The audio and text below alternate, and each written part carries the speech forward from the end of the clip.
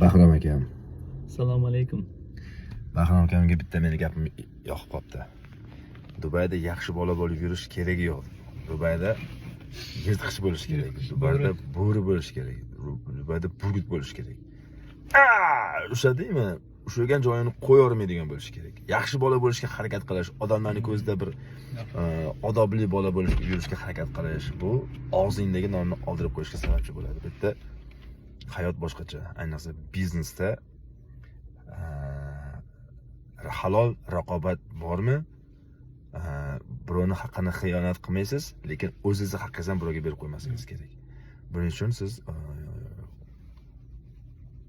lapashang bo'lmasligingiz kerak, xullas, ochig'ini aytganda. Qog'ozni shunday ochib tashlab, ochig'ini aytganda, lo'nda qilib aytganda, bo'sh, lapashang, yaxshi bola bo'lishga harakat qilmaslik kerak. Burgut bo'lish kerak, ushlagan joyini uzib tashlaydigan odam bo'lish kerak. Shunda yaxshi daromad qiladi. Ishini izga soladi.